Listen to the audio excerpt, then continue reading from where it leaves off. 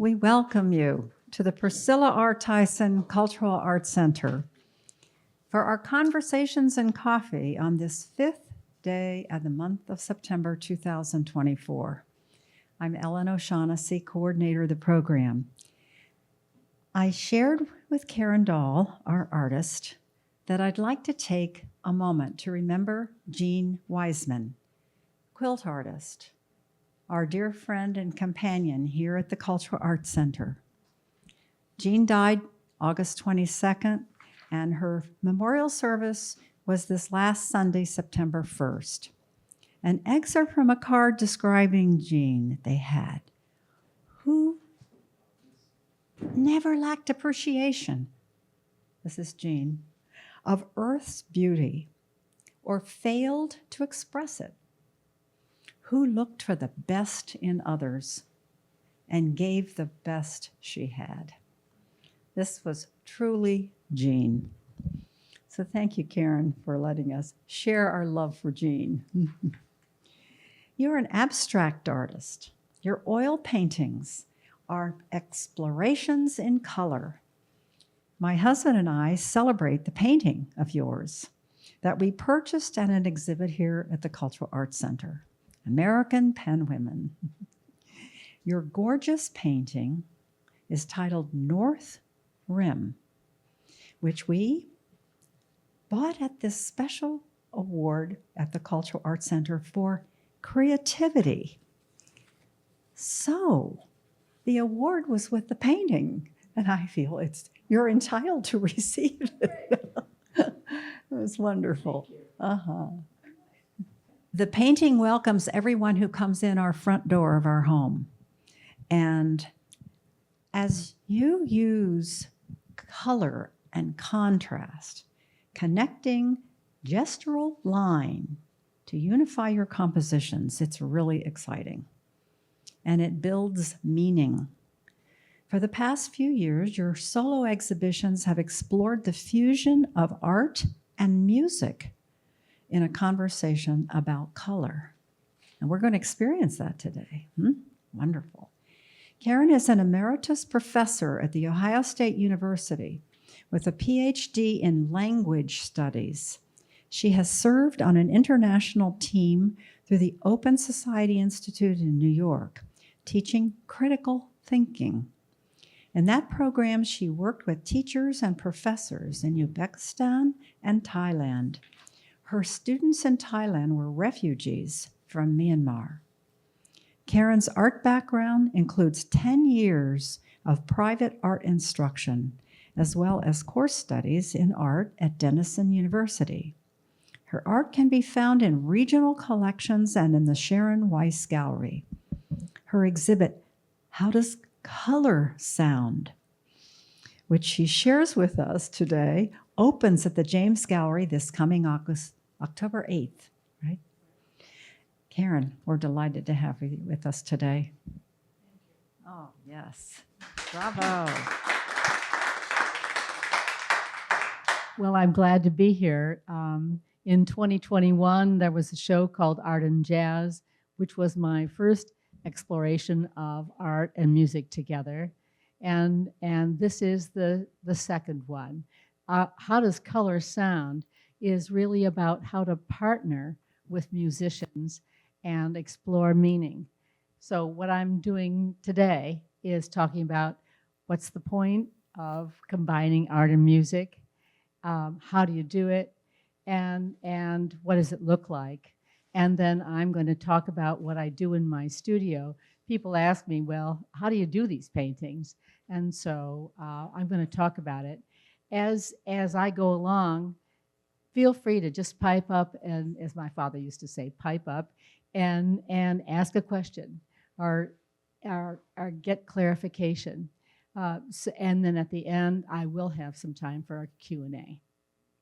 So let's just talk about what's the point of combining art and music. It's much more complicated to have a show that has music to coordinate than it is to do just a straight art exhibit. So what's the point? And my idea is that it builds meaning. Music can convey rich meaning, can sweep us away, can help us to remember wonderful things. And so the meanings that music can convey are then combined with what art can do. And so I'm partnering with musicians in this exhibit. There are 6 musical groups that are in my exhibit at the James, and I'm going to share 3 pieces of music, the pieces of music for these 3 paintings. The musicians are a big array of people. You're going to hear a rap musician, a harpist, string quartet, a violinist, and 2 guitar players.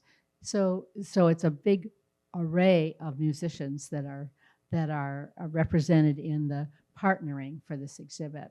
So let's just talk about the ideas you have about color. If I would say to you, well, I have a funeral to go to and I have this new red dress, what do you think about my red dress going to the funeral? What do you think? Is red a good choice? Yeah. We have ideas about red. If I would say to you, well, I feel blue, you know what I mean. So in our culture, we ascribe meanings to color. So that idea is what I'm pushing, and I'm really pushing it. So I'm asking musicians to do 2 things. 1, to pick a color, and 2, to decide what that color concept is. Now you might say, well, does that mean she had somebody else get the topic, get the meaning, and not her? And the answer is yes. The musicians are very smart and interesting people, and I thought it would be interesting to see what their 6 ideas were, rather than my 1 idea for all of the paintings. So the musicians in this exhibit chose a painting, told me what the concept was, and then they began composing. When they told me what the concept was for the color, then I began painting. So we were not looking at each other's work. We were working separately. We were working as partners. My idea here is that we were having a conversation. So this isn't music to go along with a painting. It is a conversation between art forms. And that's what I'm trying to do, and that's why I do it. Now, I want to talk about how I do my work. People have noticed that there is texture in the paintings, and I don't add anything to the paint that would build texture, just the medium that I paint with. And so this is a buildup of oil paint. And what I do in the studio is take the concept for the color, think about it, really think about it, and then try to decide what its elements are. Get a palette going, think about the composition, the lights, the darks, and then just begin. And people have said, you mean you just begin? There's no preliminary work at all, but there is deep engagement with the concept. So layer after layer after layer, I'm standing back and saying, does this say the concept? Am I making the meaning clear? And I keep going until I think it does.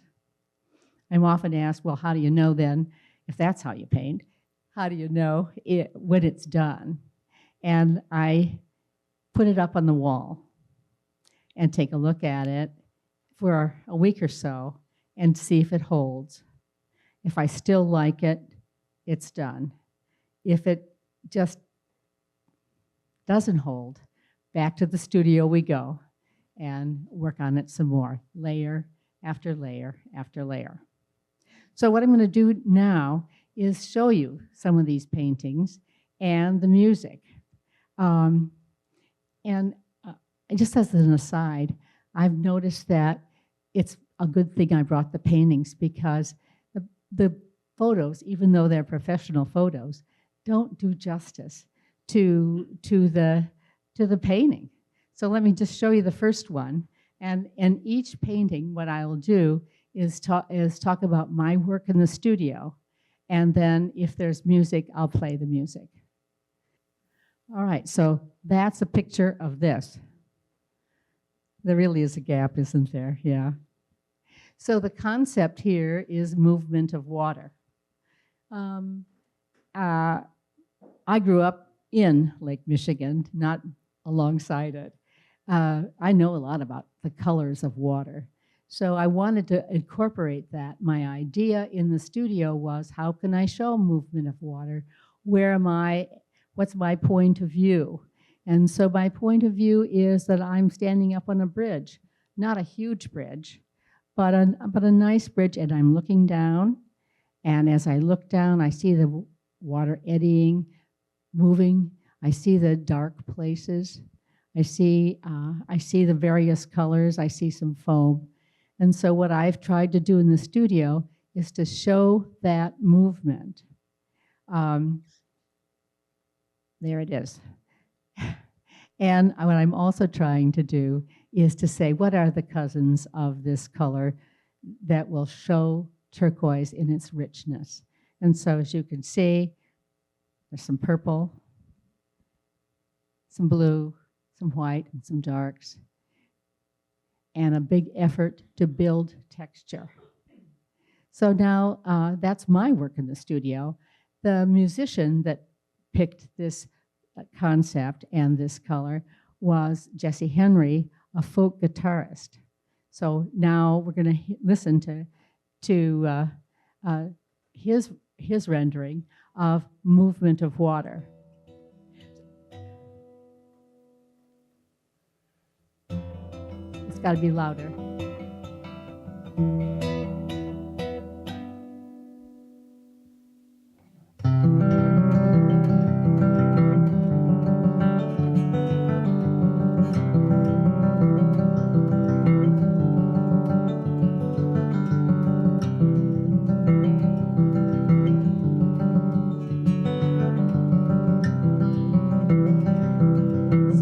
Is to look at the painting while you hear the music and see if you can get them to go together in your mind.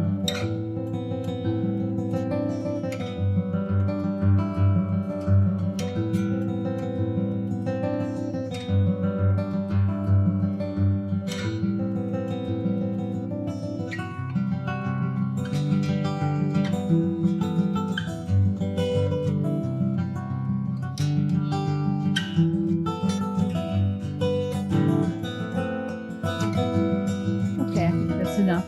That's good. You never heard the music before you That's painted. right. That's right. I'm selling the idea of a conversation and between the musician and the artist after we've done our work. So that's how it went. So I'm hoping that in your mind you can sort of fuse the two. In my imagination, you do. So yes. You took me to Lake Michigan. Did it? Yeah. Oh. Yeah, I was just at the ocean, and the ocean was so many colors. It was just fascinating, just fascinating. One day, the water was turquoise, and the waves, as they went back off the sand, were purple. And I thought, that can't be. And called the family, and they all mentioned that they were tired of being called to look at colors. I'd done it too many times.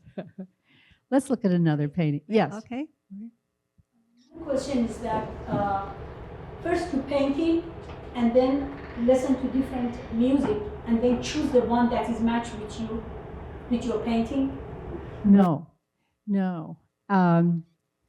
It was a contract with the musician. They identified one music and they did their composing. My thinking was that, yeah, right. Yeah, right. Let's go on to another painting. Oh, I'm so glad I did that. This is gray. So gray, the concept is dusk. So that's in my studio. I'm thinking, well, that's when it's quiet. That's when the colors are soft. That's when the colors are muted. And so we have some friends of gray here. Not a lot of motion. It's a quiet painting. Let's look at another one. I said that the musicians told me what the concept was. This is the concept for aqua. When the musician said the concept for aqua is disbelief, I sort of said, what? Because I thought aqua was sort of something from an Easter basket, was going to be pretty cheerful. And so I asked, what do you mean by disbelief? And the answer was this. This is when you say, I can't believe this is happening. I don't know if that's ever happened in your life. Certainly has happened in mine. A time when it's a surprise, things aren't going the way you thought, and you just can't believe it. That's what this painting is about. So a month of working with disbelief was pretty fun. I decided in the studio, well, that means that things are coming apart.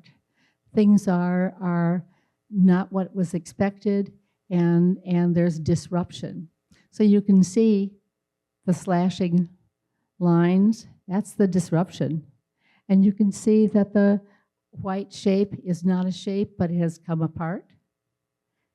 And you can see that I'm trying to present aqua, but also present some other colors too, so that they are maybe not in discord, but they're all present. And as an aside, right now, this painting is resting in Tuscany. Isn't that fun? So, I said I could visit it, but I just got a picture of it in Tuscany. So there it is, there's disbelief. And here I am working with musicians, and this was a surprise. This was a jolt and an interesting time. Now, is frenzy what you'd think of for red? Is that about, it's exciting, maybe sexy, lots of movement. So frenzy was suggested by the musician for red. And what I did in the studio was say, all right, then lots of action. And so here you have it, lots of action, not a lot of separation between the red elements. They're all just in motion. And the red is moving to turquoise, not to something that it's soft, but to an equally strong color. And the mark in the top right corner is a, hey, look at me mark. It's not a joining mark. It's a, hey, look at me kind of a mark. And so fun to paint to this concept. And now we're going to listen to the music that was composed for this music, for this painting. Louder. Go with it. We're going to listen to rap for a little bit.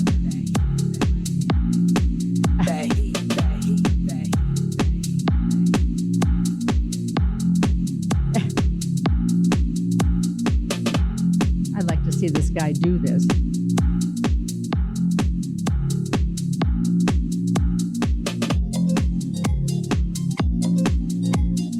Now y'all feel that heat, that heat, that heat, that heat, that heat.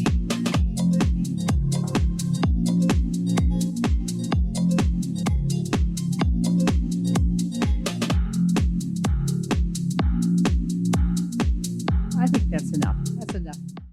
But isn't it interesting how different the two kinds of music are?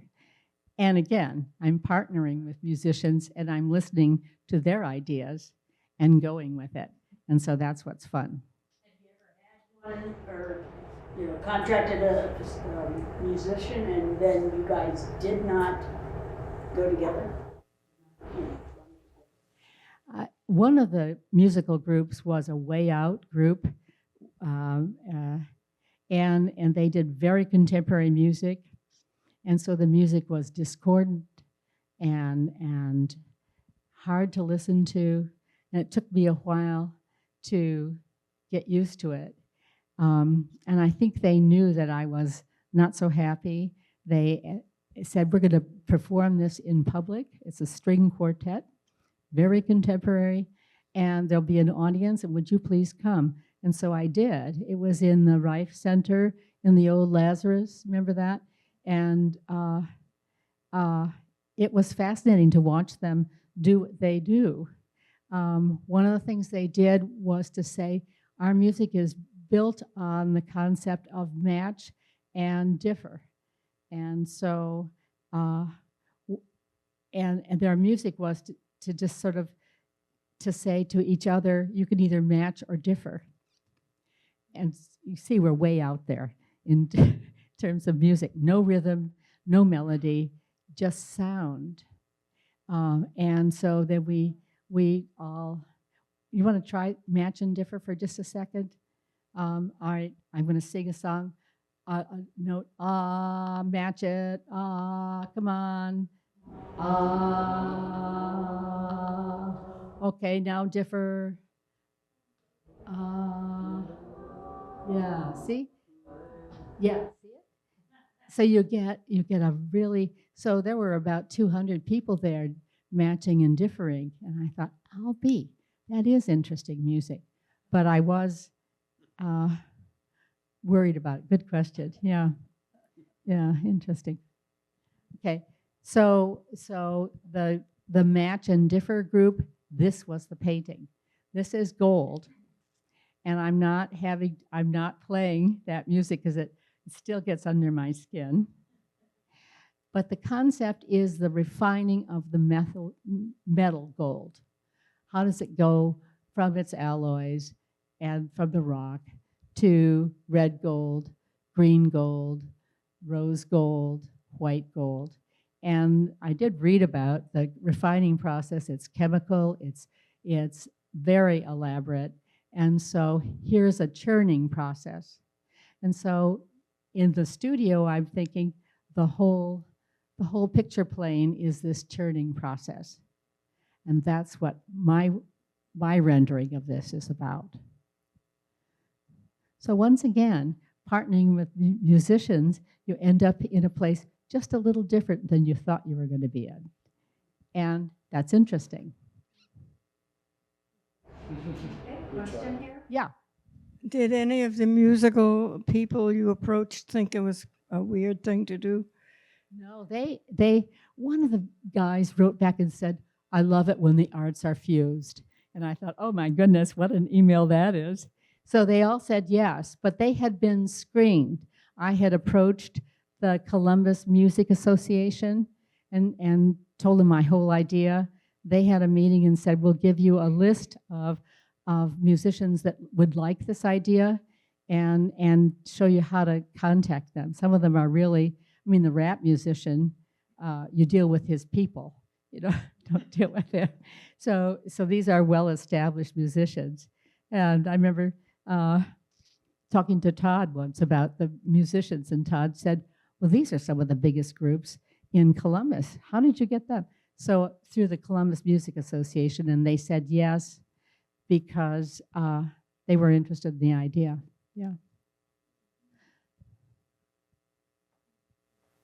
I was going to ask you Yes. what instruments you use to produce the gorgeous texture. How do you come to that? Mostly it's brushes and palette knife. I don't think these paintings are done with palette knife. I've been experimenting with palette knife lately. So this is just brushes. This is just piling up paint. Yeah. Well, the texture, as I've shared with you with a wonderful painting that we purchased from you, the North Rim, has this gorgeous red in the midst of this. And I'm wondering how you came to that. And that's simply what? Yeah. Yeah. We'll look at that painting at the end. And it was a scribble that I did in that painting. And I'm a person, as a professor, that studied children's scribbles and made inferences about literacy development from them. So I know scribbles and enjoyed making that big scribble. Yeah. So the concept for purple is transcending. So I wish, this is a large painting. This is 48 by 48. I wish you could see it in person because purple changes into blue, melds into turquoise, goes into brown, goes in one thing and another. There are not separate shapes here. It's all one bunch of transitions trying in the studio to present the idea of transcending. So that's what I'm trying to do there. And this one has a lot of texture. Underneath this painting, I don't know if you can see, right? Can you see some orange spots? Underneath this painting is a failed painting, and I want to talk about it because when I first began representing music and in my art, I represented every single note. And my paintings looked like they had the measles. It absolutely did not work, but it was how I began. And I like for it to peek through to say, now I know the bigger idea. Yes? What color do you like? I'm always focused to blue.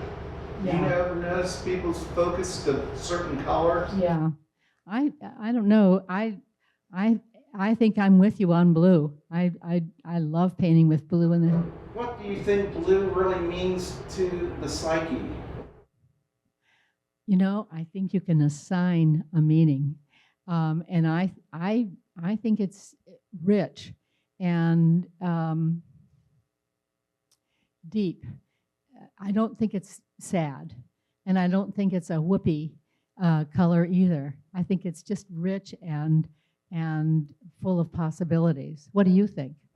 I'm more interested in how people like color, and you walk in their house, you know. I got, back years ago, I bought a house, wallpaper was green, the rug was green, the sidewalk was green, the whole house was green. You just knew that person liked green. That's right. Or had an interior decorator was stuck. Yeah. Answer him. Yes. The blue is not earthy. It is belong to the other world. When you want to translate the blue, blue is belong to the sky. It is not, it's belong to heaven or something like that. It is not natural. It is not far near to us, to the earth. It's not earthbound. Yeah, that's interesting. But somebody else might say something just a little different than that. Anybody else have a meaning for blue? Blue has a different characteristics. It has a books, lots of books about it, and depends on the subject that you use. You can use different blue, perhaps dark blue that has a sign of black. It is just for the superstitious or something bad would happen. You know, death. A little scary. It depends. Yes. Scary. Mm-hmm.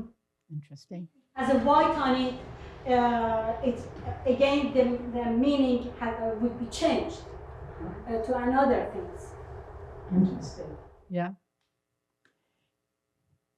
Here's the painting for blue in this exhibit, and the musician said it's about clarity, and I said, what do you mean? And she said, a reckoning. And I thought, oh, I'm not going to talk to her anymore because reckoning doesn't help me either. But I think what I came to believe is clarity is when you sort of say, oh, now I know how things go. I understand how all this works. And it's sort of a peaceful reckoning. So in the studio, that's how I painted it. I was looking for some masses, and you can see I've got some colors there that are suggesting a mass, and I've tried to get every kind of blue I can think of to sing out, and I'm trying to say everything's okay. So that was my idea for blue. Yeah. The music, which we're not going to hear, was harp music for this. And it was interesting. Because it would be, it's hard to manage all these soundtracks, frankly, and I've tried presenting them all, and eyes glass over, and it's just too much. So I thought, well, I'll just do the three. When I've done it on other times, I've sampled from the music and only played a few bars, and I think that's not how we listen to music. We don't sample, we play it out. So it presents difficulties. Listen to music. Do you think some songs sometimes will give certain colors into your brain? It does for me. Okay. It does for me, and does it for you? Yeah. Interesting. Yeah. But there's a brain condition, I think, called synesthesia that Joan Mitchell had.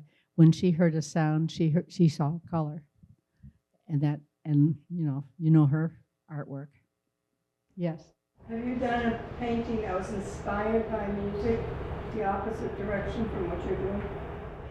Well, in art and jazz, the way that worked, there were two jazz musicians, a bass player and a pianist, and I would send a picture via email during the pandemic, and they would send back their improvisational recording.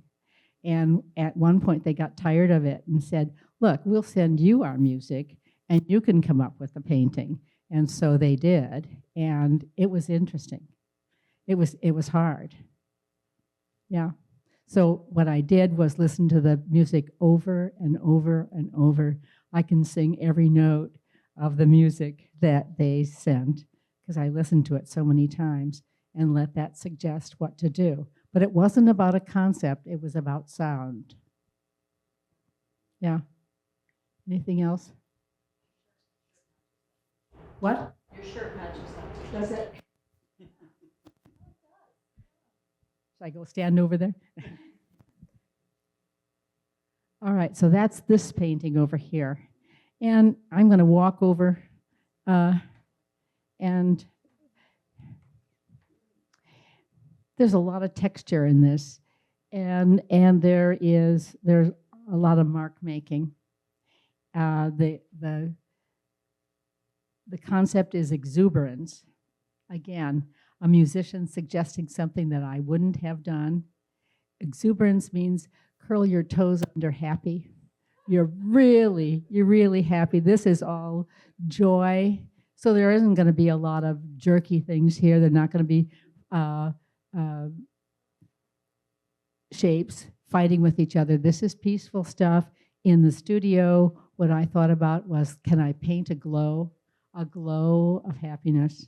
And that was what I was trying to do with my friend Orange. That's so fun to mix, so fun to work with.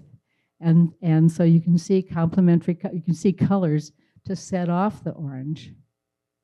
Yeah, and so my idea was happiness and glow. And now we're gonna listen to the whole piece of music. It's a whole 2 minutes. Yes, go ahead.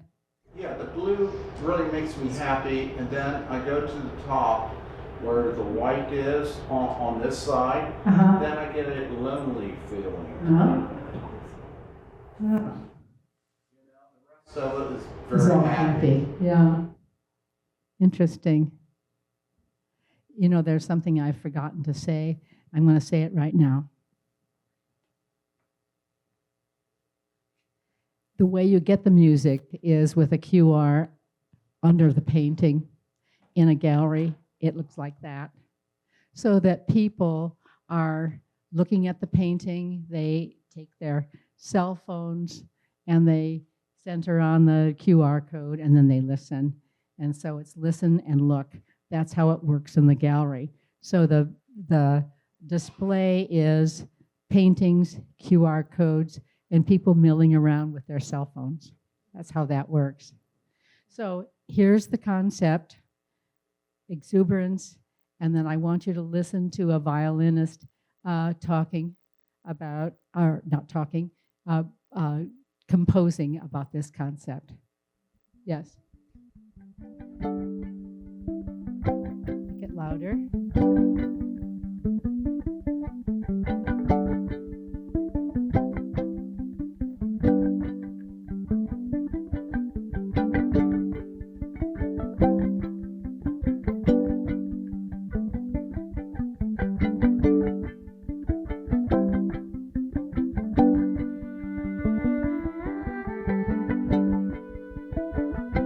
I wish it were louder.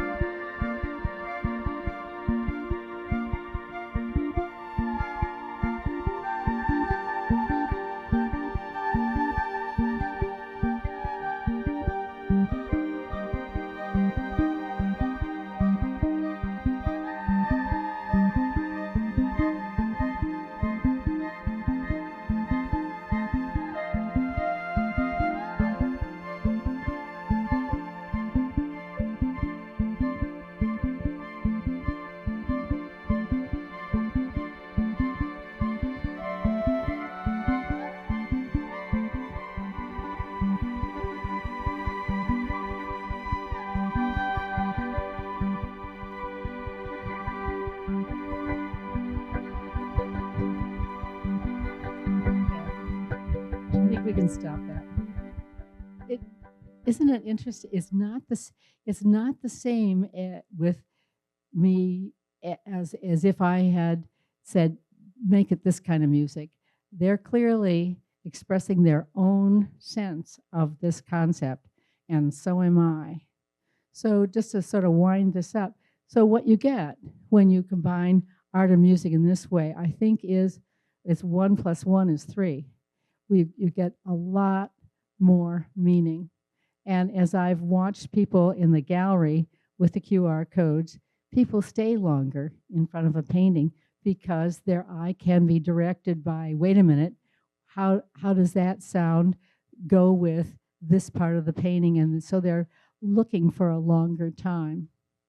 Also, art and music is a ticket to exhibit invitations because galleries say, wait a minute, this is a new idea, and it doesn't require any equipment. Yes. Yeah, and in the gallery, you notice certain people go to a certain painting and they just stare at it. Yeah. Yeah, artists have that, and it's just interesting. And if you go, over the years, certain people would go to certain paintings and just look at it. I remember going to the Art Institute to one particular painting, and through my pubescence, that would be where I went and stood in front of it. Yeah, I agree with that. So art and music together, and I think when it really works, you get a fusion, and that's different than the two separate. Are there other questions? You've asked lots of questions. Yes. I'm just curious. So at the beginning, you pick the color. The musician says orange reminds me of exuberance. You paint. They compose without Seeing each other. without feedback. But when you are done with the painting and you listen to the music, do you have that, oh, I should change this a little bit because then you get inspired to make some changes Yes. to the painting, or do you leave it alone? I leave it alone, and I think the idea that this is a conversation between art forms, when you're talking to somebody and they say something that's different than your idea, then you say your idea back and forth. But you don't say, I want you to change what you said, unless it's about politics, and then maybe you would do that. No. So if you take the metaphor of conversation, you can get closer to this idea. And it is true that some of the music that I got was not the music that I would have chosen. So as an artist, what this put me off my pins a bit and was exciting and took me in different places. And so it's an interesting thing to do. Yes. So your paintings are finished before you turn them over to the musician? That's right. And their music is finished before they see my painting. Subject is the same. The subject is the same. That's right. So it's really different than music that goes along with a painting. It's not that. It's a conversation over a concept. So yes. Have you ever thought of doing a response to someone's music after? Yeah. That's a good idea. Yeah. Is the conversation that's back and Back forth. and forth. Yeah. That could be done. Well, and what kinds of sounds are productive for this kind of work? Is a very contemporary music a good idea, or is it not? Or how about rap music? How does that work? Yeah. So there are lots of things to think about. This is an exhibit that only is 12 paintings. We've seen 8 of the paintings. We've heard 3 pieces of music, and I hope you've enjoyed it. So that's the end of this presentation. And we're going to. Oh. Yes. Yes. Wait a minute. Now here. Now. Oh no. Okay. Now. There it is. All right. So this is the painting that got the award, and this one has nothing to do with art and music. It has to do with Ellen buying a painting. But it's fun. It's fun. And so totally different topic. The underlying color is orange. You can see the orange peeking out. There's a lot of texture in this. This hung in my studio for a long time because I just like to be around it. And then I decided to enter it into a competition. And the red scribble is me saying, there's a lot of activity over here. This is the focal point. Hey, look at me. That's what I'm saying there. So that's North Rim. And it was fun to win that prize. The title, how did you come up with that? It was just sort of well, this is about landscape. And I wish I had a better answer to that, because I really don't. It's just something I made up. Lots of people begin their paintings with a title and go with it. And I, at this point in my career, was doing the painting and then thinking of a title. Do you do that? When does the title come? Sometimes it's like you, when I do finish, I'm thinking about the subject, but in sometimes I had a concept and I have to follow the concept. Yeah. Again, after that, depends on the concept, I will manage the title. Yeah. So I was really driven by concepts here, but in other work, I was just driven by color and just. This is the nice Yes. Yeah. Add that wonderful red at the end. Yes. Yes. And it's like the spirit right at our door before the foyer. And when you look out, you say, y'all come. Yeah. Yeah, It's- welcome. It's a happy mark. Yes. These paintings are on wood. If I didn't have something in each hand, I would go over and knock on it. So it's wood panels and oil. And so that painting was dry, and then the red mark. Only on wood. Yes, I do. And the reason I paint only on wood is it's durable. I can load it up into the car. I can carry it into a gallery. I can move it to the other room. I can do lots of stuff, and I don't have to worry about it coming apart. And also, I like to take ceramic tools and dig into the surface with my sgraffito marks. And you can't do that with canvas. What do you all paint? Are you painting on wood or canvas? Canvas, yeah. Yeah, yeah. Wood is fun to work with, yeah. When you do it on wood, if you had done it on canvas, would it give you a different color? I'm not a painter, I don't know. We'll let lots of people answer that. I think the answer's no.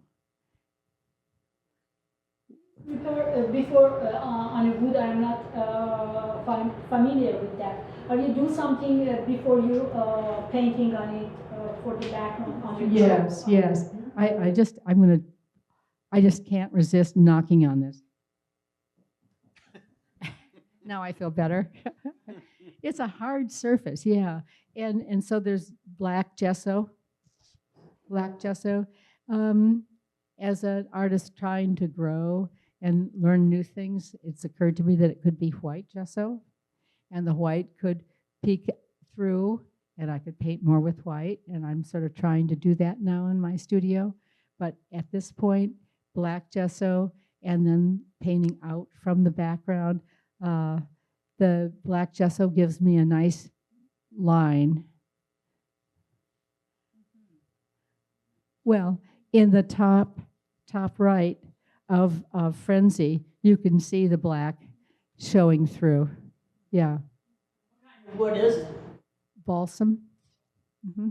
And there's a company called Rex Art that makes them. And I phone them and they say, oh, hello again. And here comes another shipment of woods. It's fun to have the woods. They're very sturdy, and I don't have to worry about them. Easy to transport, as I said. Other questions? Yes. So that had no association with the North Rim of the Grand Canyon at all? No, it didn't. No. I could sort of see the rim and the edge of the canyon there. Well, you know, abstract painting gives you an invitation to put in whatever meaning you find in the colors, in the composition. And I think that's some of the fun of it. But there has to be enough there from the artist to really give you some clues. You can't, it's not just a guessing game. There are clues in the painting. But North Rim was, oh my word, I have to come up with a title. I'll call it North Rim. Yeah. It needs more experience and more knowledgeable about the painting, composition, and everything. When artists do the abstract, it is much more harder than when you copy or you do the realistic. It's need more experience and knowledgeable. I agree with that. There is no picture that I can copy for the kinds of things I do. I'm really painting abstract concepts. Not necessarily North Rim, but the rest of them are abstract concepts. So there's nothing I can hold up. I have to invent the world. Are there some abstract painters here? Who paints abstract? You do. Todd does. Yeah. And so you have to use your imagination, and you have to do a good job, or what is it? I have a grandson that said, well, Grandma, what were you trying to do? As if it was some sort of a complete disaster, and he needed to be kind about it. What I was trying to do is an abstract painting. Well, it's been fun to talk with you. Thank you very much.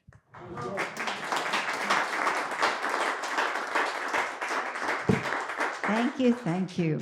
And as my husband presented North Rim to me, he said, happy birthday, happy anniversary, Merry Christmas, Happy Thanksgiving. So it's forever, every day that you're with us, and we thank you. Yes.